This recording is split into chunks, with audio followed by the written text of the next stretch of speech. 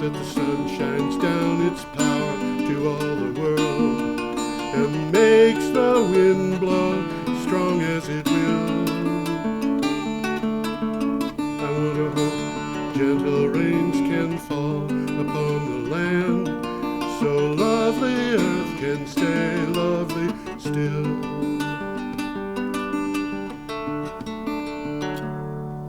Hello, ladies and gentlemen. Welcome to the 412th edition of Energy Week with George Harvey, me, and the astonishing Tom Fennell.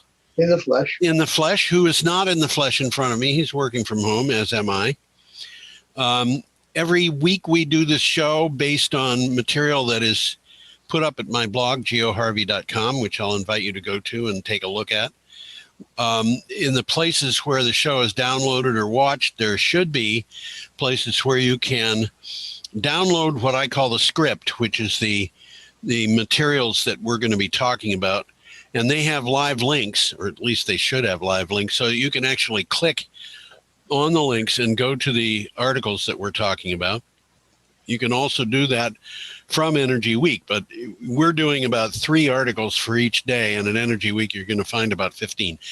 But if you know the day that the article that we're talking about appeared, we're going to start, for example, with March 25th. You can click on the calendar there and go to March 25th, and you've got 15 articles to choose from to find the one that you want to see. I usually pipe in right about now and say that some of these articles are well worth reading. Yeah, they are. I'll mention, if I can remember, I'll mention some of them. Yep. Click on George's highlight there, and you'll come to the original article. Yep. And read it. Some of them are long. Some of them are many of them are very interesting. Many of them are very interesting. I agree. Okay, should we go to our first one, Tom? Yeah, we might as well. Read the title. What's that? We'll read the title and then I'll let you talk. Okay, good. New wind capacity hits 93 gigawatts in 2020. That's a lot of gigawatts. And of course, this is the world wind capacity. It's the world new wind capacity. And since wind farms have about half the capacity factor of nuclear worldwide, or a little bit less, that is probably the equivalent of 40 good-sized nuclear power plants. The wind industry... This is worldwide wind capacity. Right. The wind industry... Trying to read it, Tom. The wind industry installed 93 gigawatts of new capacity in 2020, up 53% from 2019. A report from the Global Wind Energy Council shows the global wind power market was nearly quadrupled in size over the last decade, with record growth in 2020, driven largely by China and the United States, according to the report. This particular item comes from Renews, and the Renews articles are very short. If you look at that picture, you'll see that the arm, the wind blade, has a gazillion little pins coming from it. You know, I counted them, Tom. I think we're about too short of a gazillion. Too short of a gazillion. They're all screws. They're all bolts. That's right. That woman's job is to tighten up on all of those bolts, so she's going to be busy for a while. Yeah, busy for a while and working fast, because you don't want to have one bolt tightened and then have something weird happen. Yeah. Okay, more on that? Well, I got a little bit of a note here. The report shows that the current rate of wind power deployed will not be enough to achieve carbon neutrality by the middle of the century. Yeah, that's important. And urgent action, this is important, urgent action must be taken by policymakers now to scale up wind power at the necessary pace. And Joe Biden happens to be doing that. He is. We need to make sure that urgent and meaningful actions are taken with investment and installations of renewable power on the ground and water. Yes, indeed. Okay, so I'm going to go on to the next one. Yeah, that's right. Coming up here. We do. And there's a little commentary that has to go on that picture. This is an item from Clean Technica. and it's the projected growth of batteries. It's the projected growth in batteries. That's the chart, but what's the title for the article? EIA AEO 2021. What? What? So growing use of batteries on a U.S. electricity grid. Yeah. And you're going to tell us what these acronyms mean. Okay. EIA is the Energy Information Administration, and AEO 2021 is Annual Energy Outlook 2021. Okay. So the Energy Information Administration's Annual Energy Outlook 2021 projects a significant amount of battery energy storage will be added to the grid. In the reference case, which reflects current laws and regulations, there will be 59 gigawatts of U.S. battery storage in 2050. And I got to tell you, these projections that come from the EIA are usually pretty bad. They have historically badly underestimated the amount. I was just going to say they're low. Yeah, they're almost always low. But another thing that I want to point out here, the orangey looking line, which is the middle of those three lines, is the low oil and gas supply case. The upper one, which is green, is the low energy cost case. So one of them is the case if the oil and gas industry is not able to deliver demand, and the other is the case if renewable energy is able to have its costs continue to come down. And that's growing exponentially. What's that? That's growing exponentially. Yes, and there you'll notice that there isn't another case here that could be here, which is what would happen if oil and gas supply diminishes badly and at the same time renewables decrease in cost. That seems to be what's happening. It sure is. It's what it seems to be. And I don't know if these people use Wright's law for these projections or not. But Wright's law says that, we're going to have a tumbling effect on costs. So, and we will talk about that later in the show. Let me clarify what battery systems do, actually. Yeah, do that. For neophytes that are watching the show for the first time. Yeah. Battery storage systems store electricity during hours of the day with high energy supply, Yep. low demand, and low power prices. The batteries are then available to discharge electricity during the hours with low supply, high demand, and high prices. Absolutely. Duh. Well, that's what a battery's for. If it's chargeable. In a low renewables cost case, increased solar and wind generation replace coal, nuclear, and natural gas. Yeah, not only that, but they replace them fairly well. Through 2050, 108 gigawatts more battery capacity is added compared with the reference case. That's almost double. Yeah. Looking back at the picture there. Yep. So should we go on, Tom? Can't dance.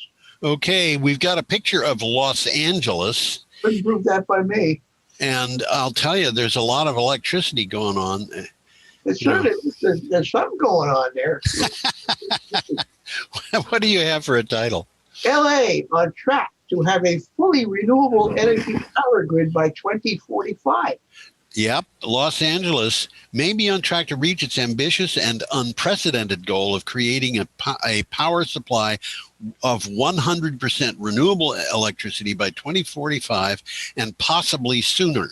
Research by the National Renewable Energy Laboratory, which, by the way, is very often called NREL, and it's a laboratory working within the U.S. Department of Energy, says that this goal is achievable if Los Angeles stays on track. Well, that's good news, actually. Yeah. And that means all those lights would be powered by renewable energy. Just imagine that. That could happen. It could. Well, researchers studied how the city's energy demand is likely to change as more types of transportation rely on electricity. Yeah. Well, yeah, electric cars, electric buses. Yeah. Electric power plants or other suppliers influence energy and how the city's grid could hold up under events of extreme pressures like heat waves and wildfires. Yep. The study could provide a blueprint to other cities on how to fundamentally transform an energy grid into a greener, carbon-free entity. So Yes. LA is going to be an example. It is all. Yeah, it actually is already an example. Okay, should we go on? I think so. We're up. To a pussycat. There it is. We are up to Friday, March 26th. Nice looking cat. Nice looking cat. And I have no reason to believe that that cat is feral or wild or anything. This particular article comes from the BBC, and the cat I found on Unsplash. So what do you have for a title, Tom? Assisting evolution. How much should we help species adapt? You know, this is a fascinating article. From the BBC. Yeah, it may no longer be enough to protect species from a changing environment. We may have to assist in their evolution if they are to survive the 21st century.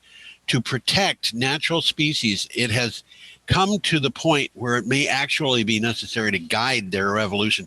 And you know, this article, it sounds like, from what I just said, like somebody would be doing genetic modifications on these animals, but that is not what they're talking about. What they're talking about is selectively breeding the animals that you feel are endangered perhaps and need support, so that they're better at the things at dealing with the things that threaten them. The reason why we've got a picture of a cat here is because researchers in Australia have been putting cats into areas where there's endangered wildlife, and the cats would normally kill the wildlife, but the small number of cats means that the wildlife is able to get away a lot of the time. So do you have more on that, Tom? Well, they're talking about a company called Arid Recovery. Yeah. It's a 50 square mile Australian ecosystem restoration project. Right. This is surrounded by a 6-foot tall fence designed to keep out feral cats and foxes. Both of which, by the way, have been introduced to the country by British colonists. Oh, it's the amount of stuff that's been introduced into Australia is really stunning. You probably remember when we were kids, the big thing about Australia was that it was overrun by rabbits. Yeah. Yeah. And you know, so what do you do if you got too many rabbits? Well, you introduce foxes. Well, they didn't really introduce the foxes to deal with the rabbits. They wanted to be able to hunt the foxes. But the next thing you know, there was too many foxes. Yeah, there's too many foxes. In New Zealand, they have too many deer. Is that so? Yes, and in fact, I was told years and years ago when I talked to a person from New Zealand, if you wanted to hunt deer in New Zealand, there was no time when the hunting season was closed, and they would help you in any way they could because the deer were producing. Huh? They're pests. In New Zealand, they're pests. They were making deer runs through the forests, and the deer runs would become streams, and they, just were changing the ecology like mad, and making life difficult for the native species. So they wanted to keep them under control. We've got another picture coming up here. We do indeed, and this is a very interesting motor. This is a very interesting motor, and I have no idea how much that motor weighs. But what do you have for title? Groundbreaking H3X motor, which you're looking at, brings electric aircraft one step closer to reality. Yeah. This is the size of the motor compared to the coffee cup. Yes, right. This is from Clean Technica. The startup H3X says it's developed a compact electric motor that delivers more than 3 times the power and weighs less than most commercially available motors.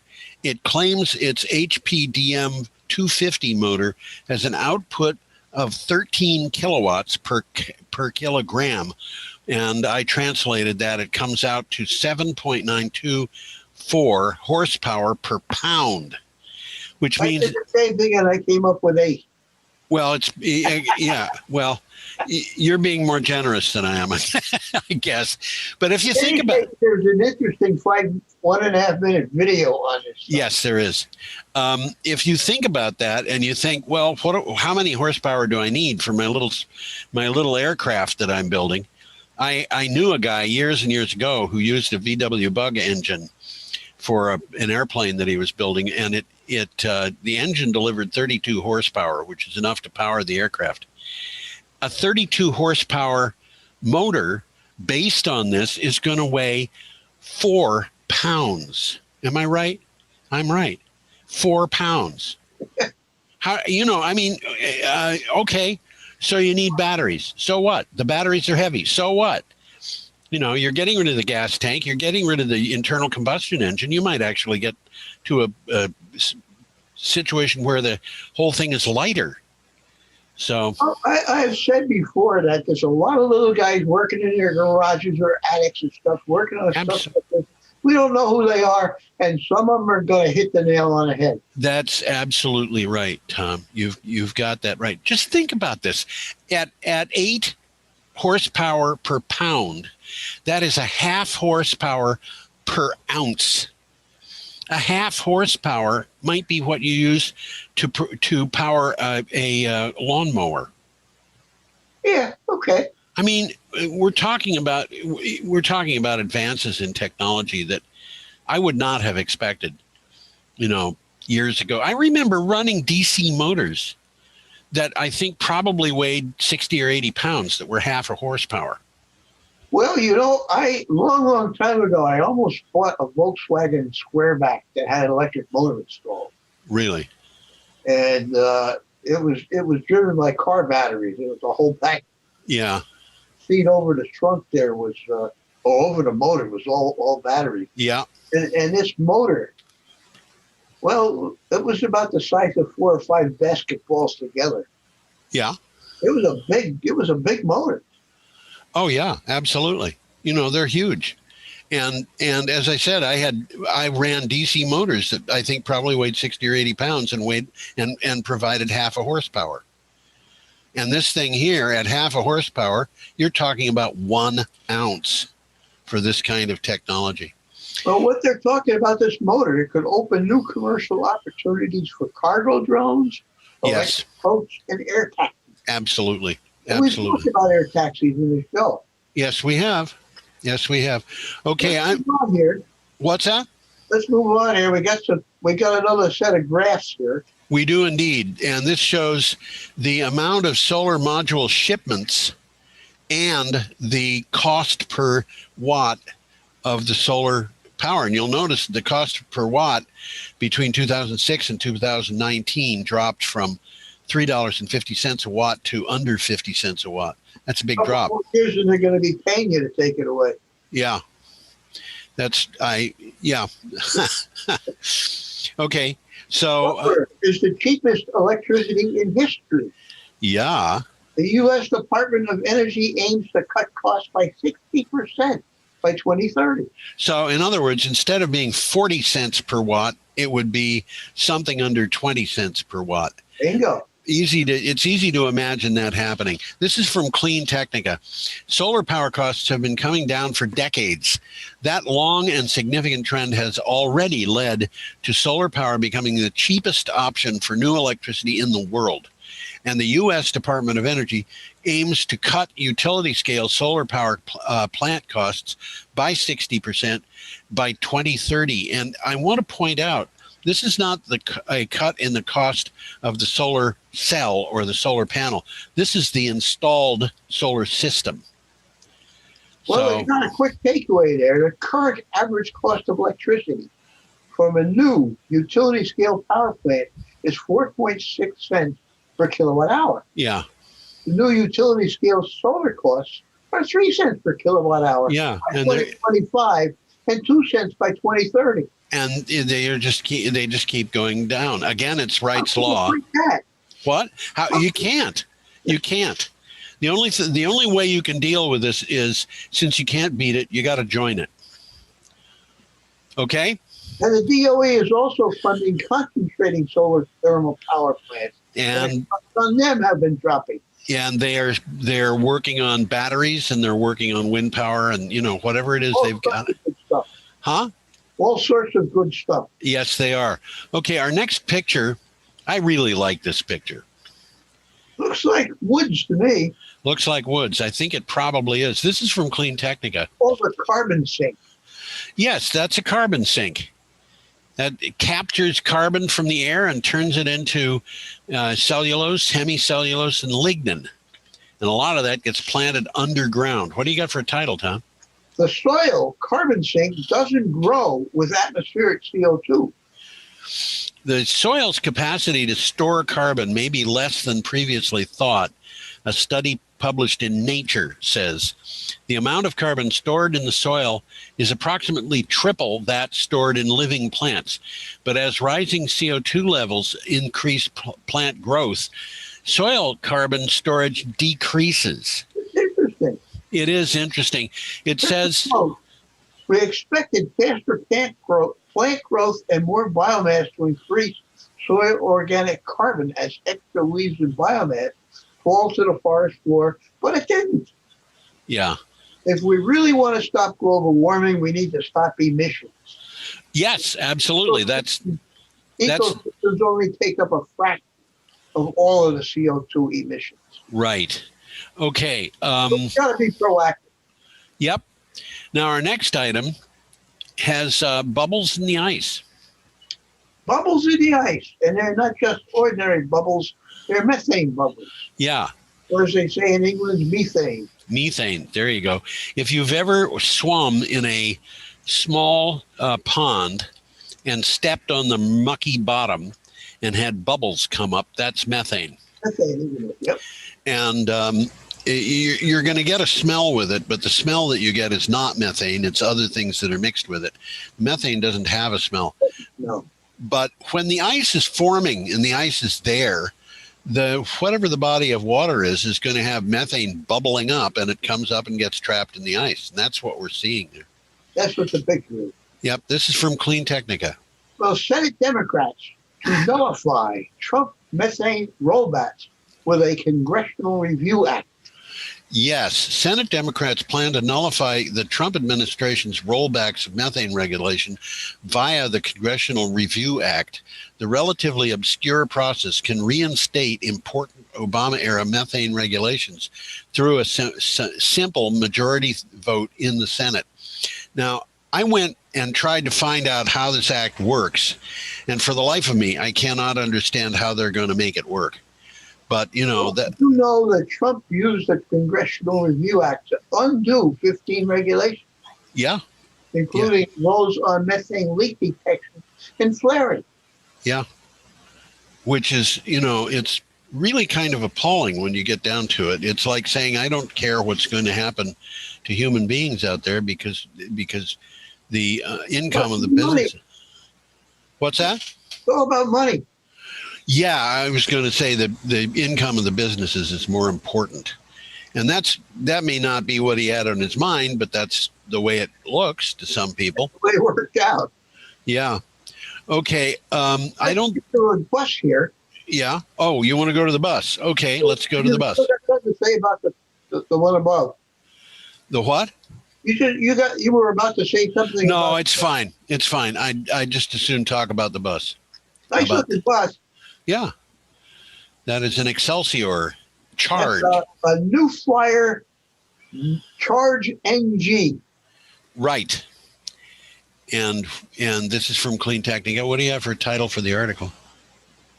New Flyer announces improved electric bus and more sales.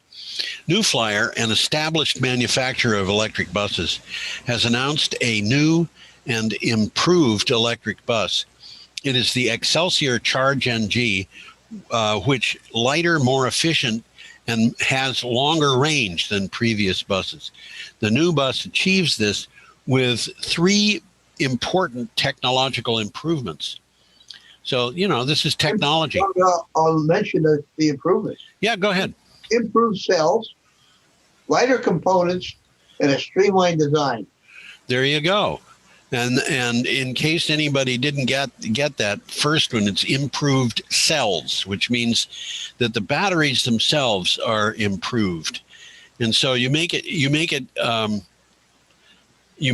a better bus with a better battery bank, and you make it a lighter bus, and you know it's going to be easier for that battery bank to move it around. So Spokane recently added 12 of these buses. Right.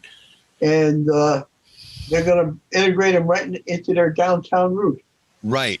New Flyer is one of a very few American companies manufacturing buses.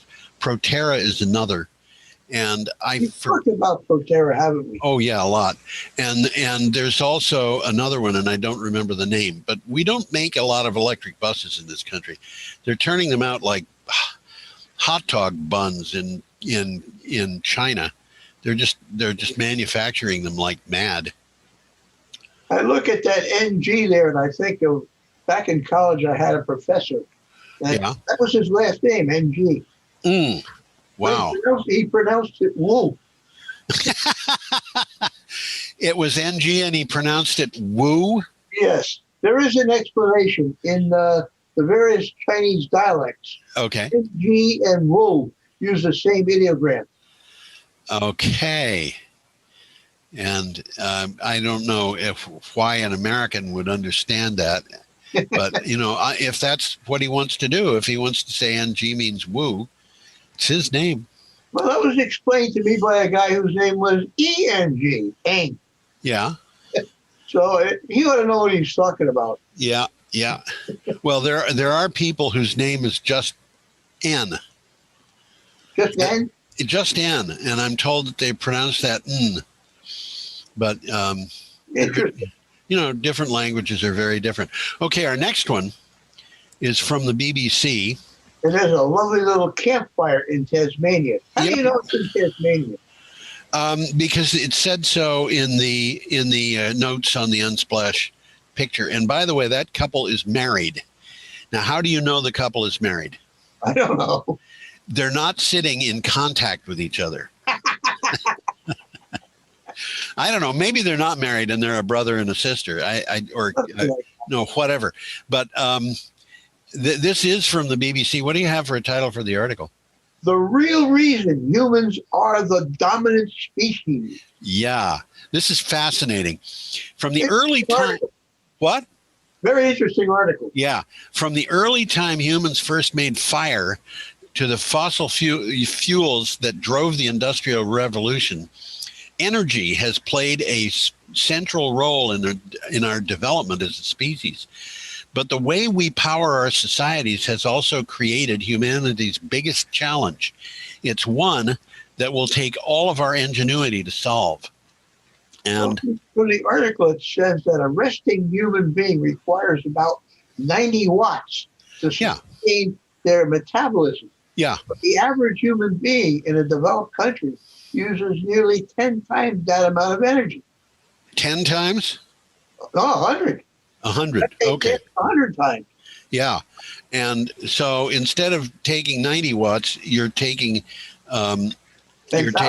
You're taking about 10,000. So this is a big deal. And it makes me think of people who have said that they can actually heat their house with just their dogs because they've got really big dogs. But it's true. If you've got a bunch of people or animals in a house, they do heat the house. But not adequately for most people. Nevertheless, what is the history of this is partly that human beings started cooking food about 250,000 years ago. And when that happened, they were able to extract energy from it more efficiently than they ever had before.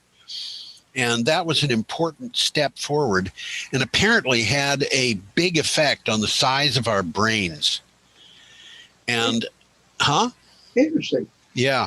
I don't think that was in this article, but I've seen it in other articles. And then what they're saying is because we had fire, how many wolves are going to approach this campfire? Probably about none.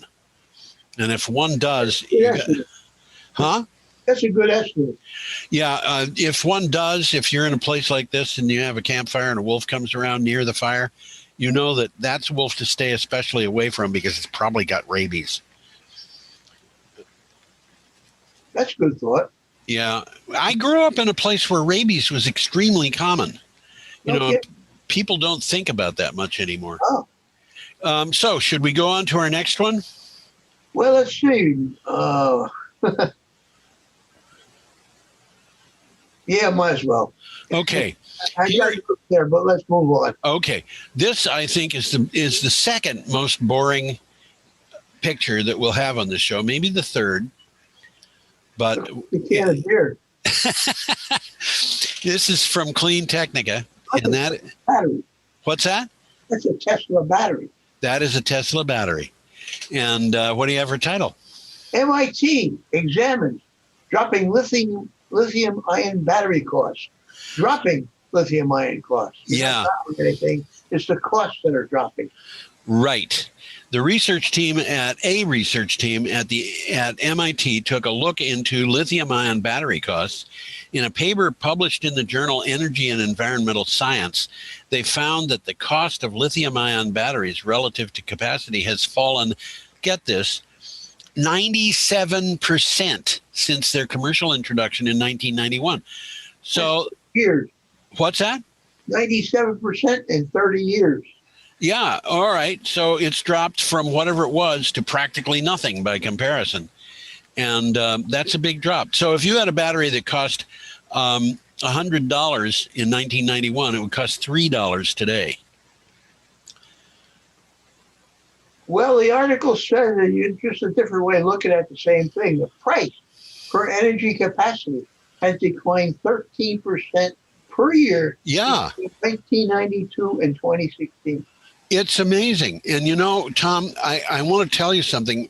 I don't know that we're going to have this next week because the information that I got didn't come from the places where I find information online. It came from manufacturers. And I don't use things that just come from manufacturers because they can say all kinds of things. But I had two different manufacturers tell me in the last week, send me emails that said that they have got solid state batteries. And one of them, I've been reading about that and it blows my mind. I can't figure out how they work. Well, one of them, the guy who reviewed the battery said, if anybody but the guy who invented this battery had said that he was doing what he's doing, I would have said this was a fraud. But the guy who did it was a very famous man. And it's called a quantum glass battery. And I looked that up in Wikipedia, and apparently this is a real thing. And the other one was a different kind of solid state battery. It was in fact a supercapacitor. But the supercapacitor, the manufacturer says this thing is going to be good for 1 million discharges. 1 million? 1 million. Yeah. They're warranting the thing, a battery, which is a supercapacitor actually, for 20 years, but they say it'll take 1,100% discharges. And if you compare that with lithium ion, it's like an entirely different world. It's not available yet, but it will be available soon. That's what I am told. Well, they've probably made more progress in batteries in the last 5 years than they did in the last 50. Yeah, I think that's maybe the last 100. Maybe the last 100.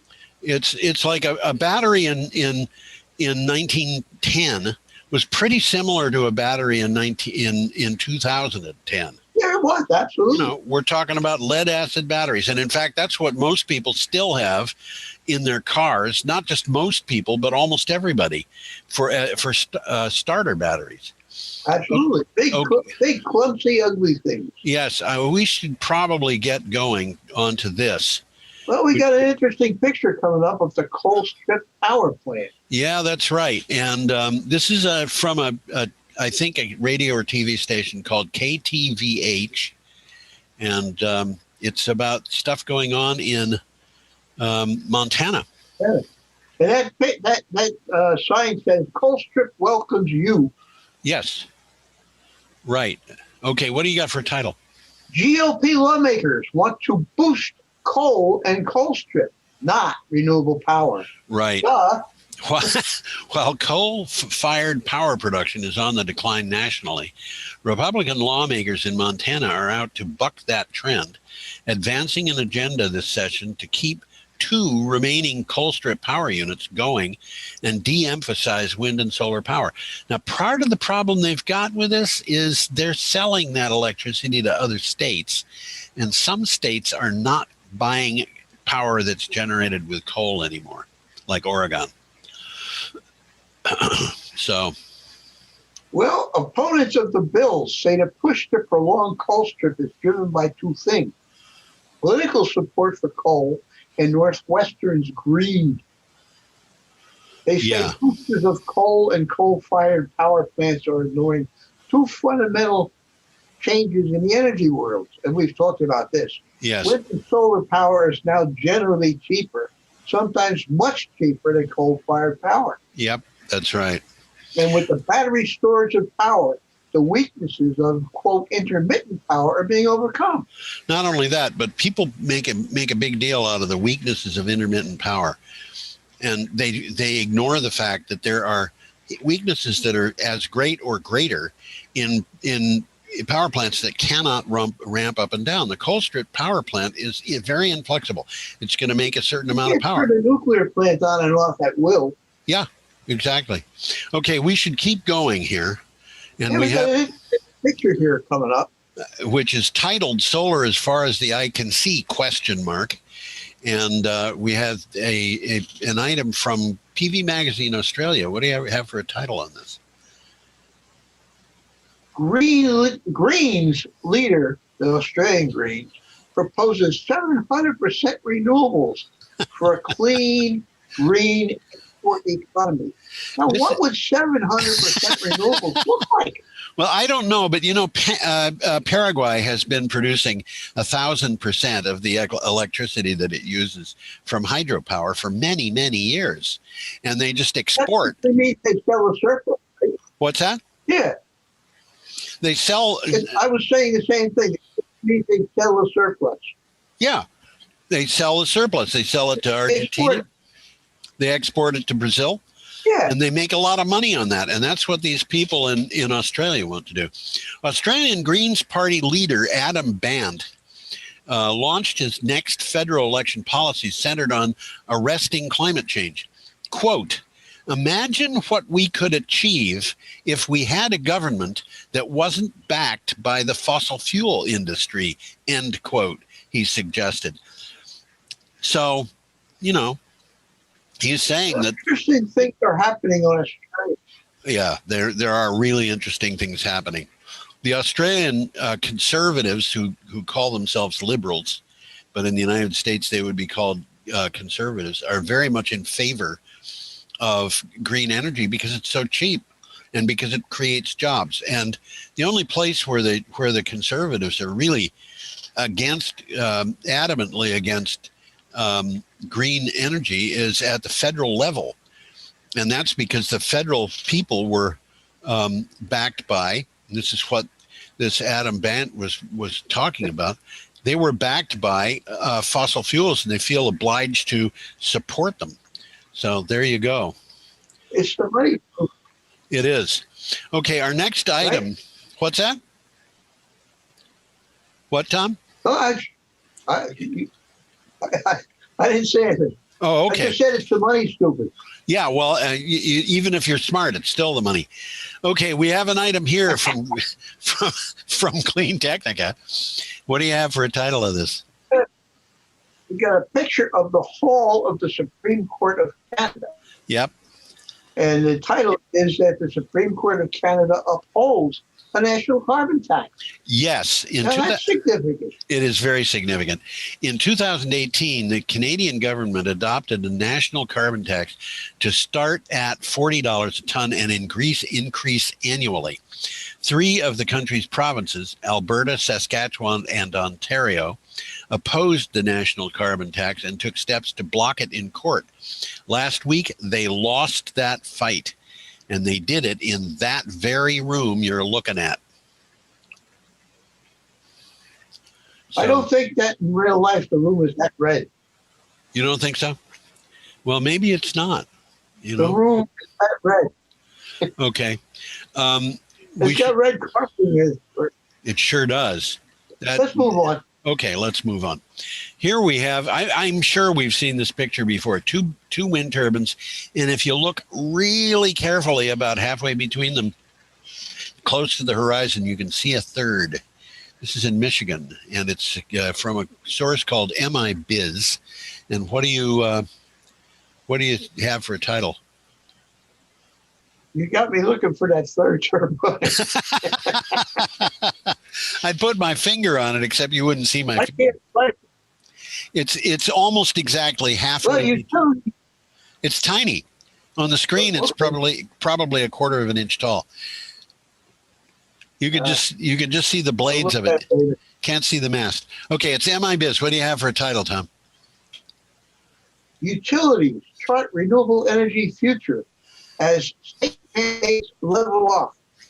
Michigan's utilities, Michigan's mandates for renewable power and energy and energy efficient programs, first set in 2008 and increased slightly in 2016, are scheduled to level off this year. It may make little difference, however, as the clean energy transition rolls under market forces. So I got a sentence that kind of expands on that.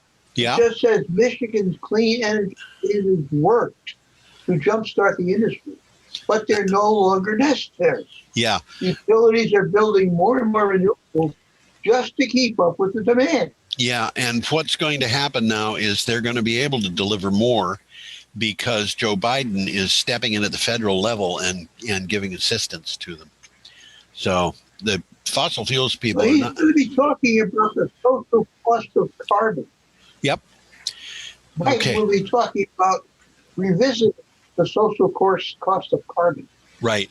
We should move on, Tom. We've got a picture here from Victoria, which of course is a state in kind of southern part of eastern Australia. And what do you have for a title here? Small-scale solar is now the second biggest player in Australia's renewable energy mix. This really kind of stunned me when I saw this. You always think of small-scale solar as being bigger than utility. I mean, smaller than utility. This is from PV Magazine, Australia.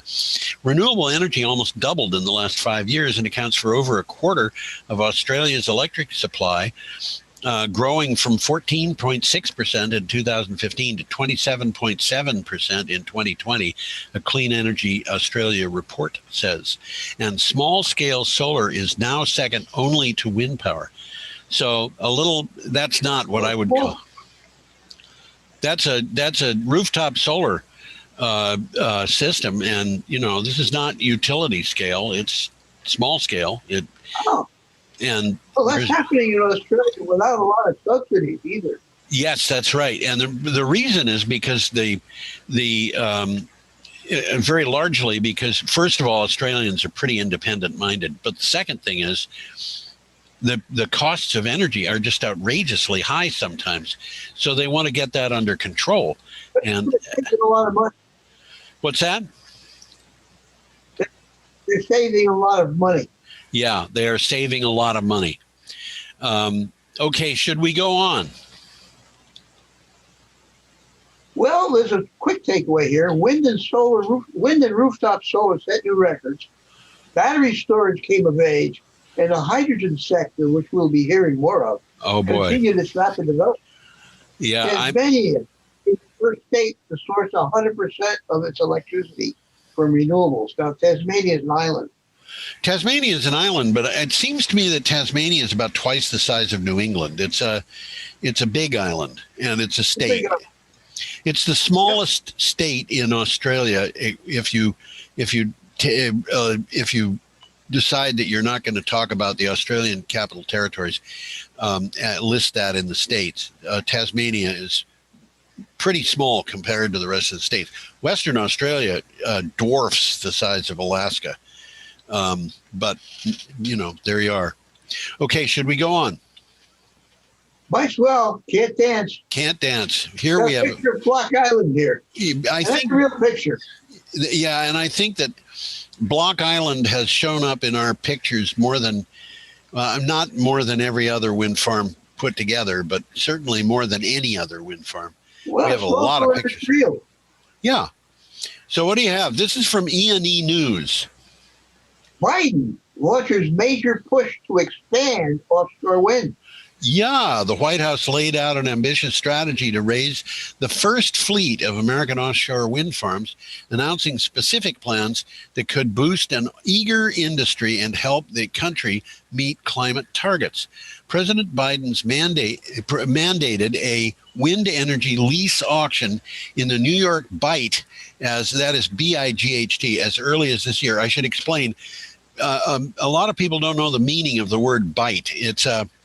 It's kind of like a harbor or a bay, but it's more open. It's got a much more open mouth. So this is, if you drew a triangle from New York City to the end of Long Island, and then from the end of Long Island to the south end of New Jersey, and then back up to New York City, that would be the New York City Bight. And they're talking about that area having wind turbines. That's a triangle that's about 100 miles on a side. Yeah. Yeah, this is big. It's very big, in fact. And of course, when they design these things, they have to leave areas open so that ships can go in and out. Although that's not terribly difficult. And the other thing is they have to be careful to make sure that they're not going to be disturbing some important species of birds. Biden has committed to approving 16 offshore wind projects by Yeah.2025. Yeah. They're also going to fund port infrastructure, which is necessary, really. Yep. And we are, just as a reminder to everybody, because I haven't been saying anything about it, we are on still Tuesday, March 30th. And I apologize for the fact that we haven't been keeping people up to date on that. Should we go to the next one, Tom? Yeah, we got two more, I guess. Yeah, well, no, we've got three after this, because we're going to Wednesday after this. This is still Tuesday, and we have this item from Gizmodo. This is politics. A renewable energy bill is fueling a fight over local control in Indiana. Yes, it is politics, but it's not the normal kind of Republican versus Democrat politics. It's state versus local counties. A bill in Indiana that would expand renewable energy is drawing unusual battle lines. It would propose doing away with local ordinances around renewables and instead develop a uniform set of statewide requirements. Many local groups are very opposed to this. They've had control over their own counties. They want to continue having control over their own counties. It's hardly a surprise. That's what it says, local control. And it's a little bit silly because some of these ordinances are fueled by pure NIMBYism or misinformation on renewable energy. They're claiming that wind energy causes cancer. Well, Donald Trump claimed that. Have you heard that from anybody besides Donald Trump? I don't know. I don't think they have. They do make claims that are unsubstantiated. I can tell you that. And I spent quite a lot of time trying to find out what was behind them. I've been looking at articles on these things for this blog. The first blog post that I had was the 2nd of June, 2012. And I've posted every day since then. And there are certain things that I always look at. If there's a story that is about wind power and human health, or wind power and environmental health, including birds and bats and things like that, or wind power and property values, or solar power and agriculture, those I always find out what's going on in the story. And I can tell you, I have come across one scientific review that showed that there was a connection between wind power and symptoms, and but they didn't show why. And when they tried to show why, they finally came up with a solution to that. This was in Australia, and the person who released there were a lot of scientific reviews of this that came out in the press. The final one that came out said that the connection was, in the wind farms that showed a connection between human health and wind turbines, they were exactly the same wind farms that were attacked by environmental activists. And so the conclusion of the Australian Medical Association was that there is a connection between wind turbine syndrome and wind turbines, but it's only that wind turbines, but it's not the wind turbines causing it. The cause of wind turbine syndromes is, in the words of the guy who presented the thing, scare tactics by anti-wind activists. And I have to tell you, I find that very, very sad. But, there it is. It happens. Okay, we should be moving to our next item. We got a nice map coming up here. We have a map. It's kind of hard to recognize what that map is, unless you look at that box in the northern. Look at that little box. Yep. That little box in the upper right corner. The white area in the lower left side is part of France. The right side of that, which is kind of whitish, is all Germany, and BE is Belgium, NL is the Netherlands. And of course, the upper left corner there is the North Sea. And what they're talking about here is wind turbines, hydrogen, electrolysis, and then pipelines delivering hydrogen to various places. And this is from. Interesting. There's a couple of wind farms out there. Yep. And each of those wind farms is powering an electrolyzer. Yep. And they're pumping hydrogen into a grid. Yep. A hydrogen grid. A hydrogen grid. That's right. And it's pretty interesting because they will use that hydrogen, you can be sure. Oh, yeah. Okay. Well, do you have a title for the article? This is from Renews. Proposed hydrogen infrastructure. No, the title for the Ørsted. That's the title for the picture. Yes. The title for the article is Ørsted to develop Dutch Flemish green hydrogen plant. Okay, Dutch being Netherlands and Flemish being Belgium. Ørsted is to develop a renewable hydrogen plant to be linked to industrial demand in the Netherlands and Belgium. It will be one of the world's largest of its type, with gigawatt scale electrolysis to supply industrial demand for the Dutch Flemish North Sea ports with hydrogen created by the wind. But right now, it's already one of the largest production and demand centers of fossil fuel hydrogen. Right. And so? they're just going to replace the fossil fuel hydrogen by green hydrogen. Right. And, that means that the fossil fuels will not be put into use. The carbon dioxide that they would produce is not going to be released into the atmosphere. And so what it says is that the infrastructure will enable sustainably produced steel, ammonia, ethylene, and fuels. Right. And our next item, here is a bad picture, a very dull picture. I have to apologize for this. I was in a hurry when I got this one, I think. This is from CNN. And immediate and drastic. Yeah. The climate crisis is seriously spooking economists. It's got to do it. We got to spook people.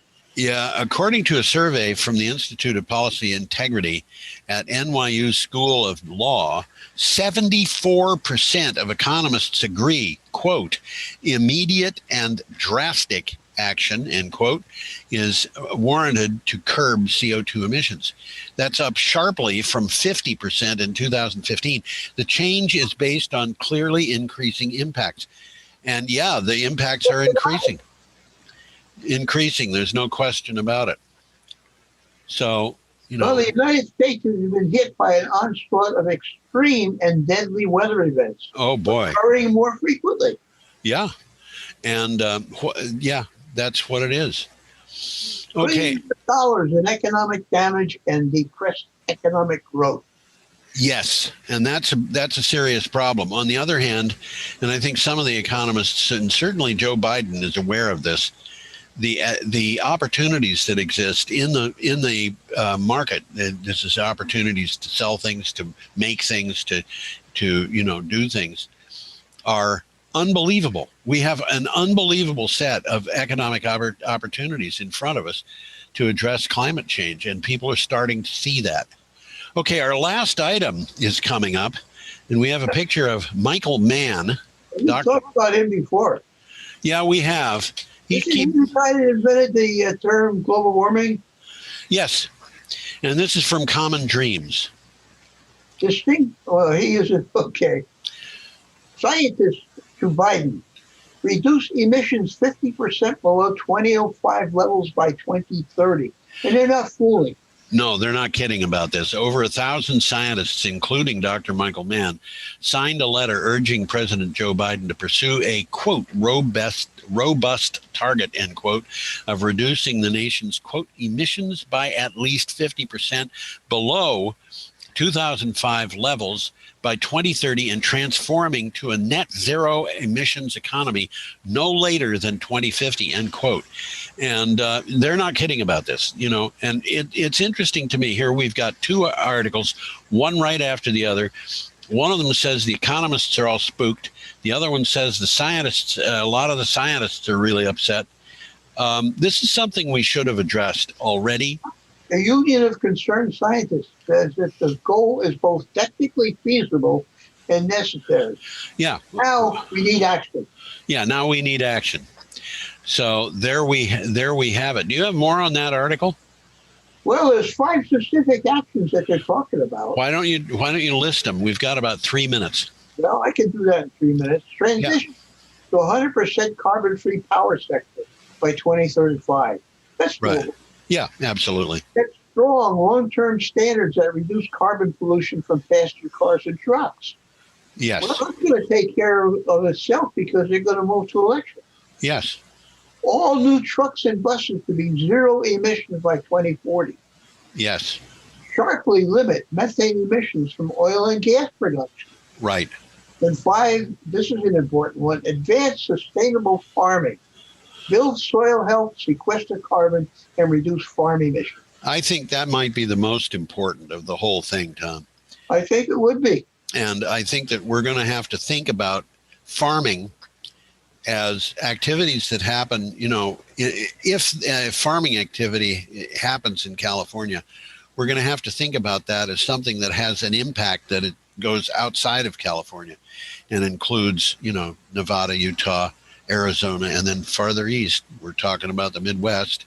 And we really have to start, I think, transforming our environment, because otherwise we're not ever going to get back to where we were 35 or 40 years ago unless we take some drastic action. The key word there in farming is sustainable. Yeah, it's got to be sustainable, but it can't be what something. A lot of people have been doing is, you know, they'll build a field of corn, run it for 5 years. When the corn isn't grown anymore, they start throwing fertilizer on it. Yeah, and you know, have you ever read the life story of George Washington Carver? I don't think I have. I'm familiar with the guy, but yeah, I read one when I was in 4th grade, and when my son was in 4th grade, he read the exact same book. Uh-huh. Not the exact same copy, but it was the same book. And I was so pleased about that. But George Washington Carver got into what he was doing in the South at a time when people would plant cotton, they'd plant tobacco, they'd plant corn, and all of these crops are very, very destructive to the soil. And they would run down the soil until really their big plantations really couldn't support them anymore. And then they'd sell them and move farther west. So people moved from Georgia to Mississippi, Alabama, eventually Louisiana and Texas. And George Washington Carver came in and said, hey, guys, plant peanuts. And what did we get out of that? Jimmy Carter. Yeah, we did. Okay, we have our advice to everybody, or our wish to everybody, that they have a spectacularly easy week. And I will guarantee that Tom and I are both waving goodbye as I speak. Absolutely. And Tom wants to say goodbye. Goodbye. And I want to say goodbye too. So come back next time, and we hope you enjoy the show. Bye-bye. Adios.